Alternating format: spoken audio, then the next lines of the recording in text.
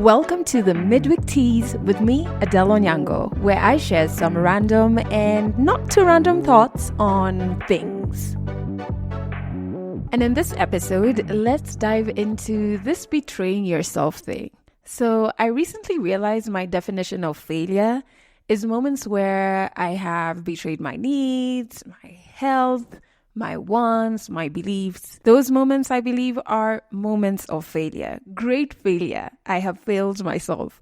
Honestly, it's not always easy to honor your needs, honor your values, etc. Okay, maybe with strangers. With strangers or people who are far removed, for me, it's a very easy fuck off, But when it's people you love, partners, friends, family, it's difficult for many reasons. One being, it's very celebrated for you to betray your needs in those relationships, especially for women. It's seen as an honor. You are being a good woman. And so honoring your needs is then seen as you being selfish, you doing something that's not right, you not being a good woman. So I began reading up on this whole betraying yourself thing because there is one close relationship that for a while I have felt I have been betraying my needs in. There are moments in it where I have let things slide that have harmed me, where I have silenced my feelings of discomfort, pain, or anger just so the other person doesn't feel bad. And I have tried to explain all of these things away, but ultimately what I'm doing is betraying my needs, betraying my feelings, betraying myself. And so as I try and figure out how to stop failing, I thought to read deeper on this whole betraying yourself thing and perhaps find ways to do better by me. First thing I want to share that I found were examples of how we betray ourselves, because yours might not manifest the way mine has. And so I'm going to share a few examples. One is looking for validation or affirmation from others. Wow. I have done that, my goodness. Okay, the other example is quieting my voice when the situation didn't feel right in my gut. Oh, shit. I've done this too. Getting wrapped up in the other's emotional turbulence. So maybe like taking their stuff on as my stuff. Another example, keeping toxic relationships in my life far too long. Hey, I've done this. Quite a few of us have done this, but I am working on it. The other example is not addressing my mental or emotional health earlier in life. This one, I've completely reversed. I think I did that for a couple of years, but not anymore. I'm very intentional now. The other example, not understanding or creating boundaries. I used to do this. And in this particular relationship that I'm trying to figure out, I don't think I have healthy boundaries, so I really need to work on that. The other example is living in the past or the future, neglecting many present moments. I've done that sometimes. The other three examples I found was saying yes to something when you would have preferred to say no. Even just today, there's an event I said yes to that, I wanted to say no. And I don't know why it's so hard for me to say, can I get back to you later? Just because I realize that I need a moment, I need a beat to kind of check in with myself as to whether I want to be part of this event or not. But I just find myself like, not. I find myself going like, okay, cool. And in my head, I'm like, that was not the script. What are you doing? The other example is getting a good idea, however, not following through on it. I think I used to do this mainly out of fear. And when I understood it was a specific fear, it's become easier for me to action on ideas. Also, I have started to think big about myself. So I am this huge, impactful person who is able to create huge things. And the more I tell myself, this is who you are, step into that, don't think small of yourself, the more I get a good idea from a position of confidence in it, not from a position of, oh, it's a good idea, but it's too big for me to handle. I would never be able to do that. The other one is the other example I got is being super judgmental of ourselves. Yeah, I think I'm not anymore. To be honest, my inner voice that used to be a huge bitch, super judgmental, has stopped and gotten with the program, and she's very gentle. So I'm very gentle with myself and very loving. Even when I am making mistakes or failures, like betraying myself, I call myself out from a position of love. I don't judge myself. Even if I make a mistake more than once, I come to myself from a position of love. I don't know if that makes sense. But yeah, that was another example. So the other thing I found that I wanted to walk through with you, because literally I am in the middle of doing this work. So this is not something that I have figured out just yet. I'm trying to figure it out as I go. So I was looking for tips on like, how the heck do I stop betraying myself, right? And some of them said trusting your inner knowing, so no one will ever know you as much as you know yourself. And so when it looks at things like betraying yourself, like looking for external validation, this particular article was saying that how can someone who knows you less than you know yourself give you true validation, which is true. And how I found this to be so true for me is even in my journey of healing, I'm always like, nobody can even celebrate the strides I've made more than me, because no one else can understand it, The other tip was speaking up for myself, saying what's not okay. Oh my God. Even when I'm thinking about the situation where I know I'm betraying myself, I'm scared of speaking up for myself, which already shows me that this is a toxic space.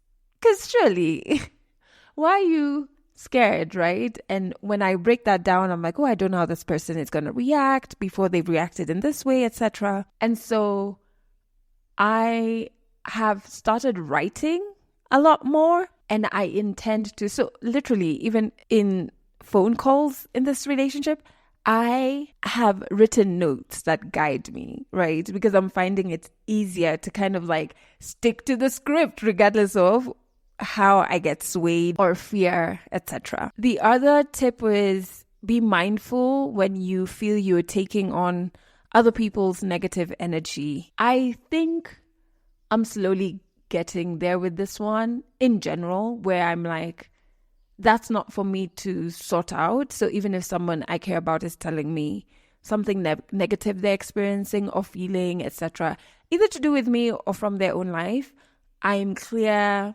on the boundary. Like, that's a you thing.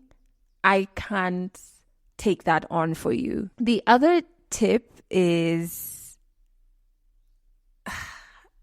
it's painful, but it's true, and I read this one and I was like, oh my God, this has been my life for like the past 5 years. And it basically says that as you grow and evolve and change, the toxic relationships around you naturally fall away. It's painful because yes, even unhealthy relationships feel good.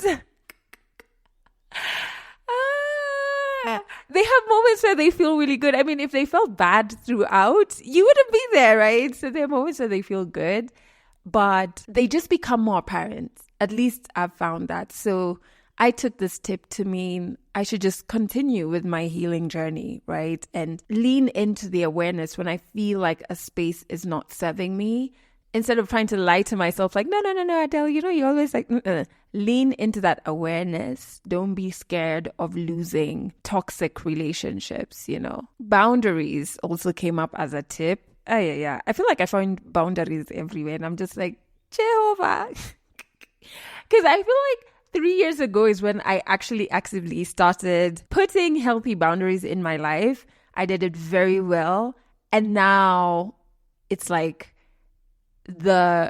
this particular relationship where I feel like I'm betraying myself in, I have to figure out how to erect healthy boundaries. And the thing about putting boundaries in place is it feels very painful. It's not comfortable at all.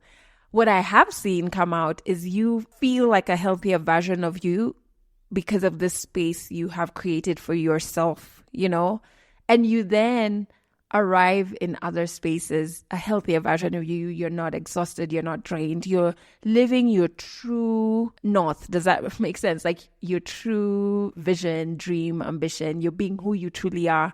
It's not influenced by anything because you can hear yourself because you have these healthy boundaries. I get that I have to put boundaries, especially in this relationship, but it just feels painful. Like every time I start, I fall off because it feels, I don't know if it feels more painful for me that maybe I am losing out on something, or pain in the sense of guilt, that I feel guilty doing this to the other person. I'm not too sure between those two yet, but I know I gotta.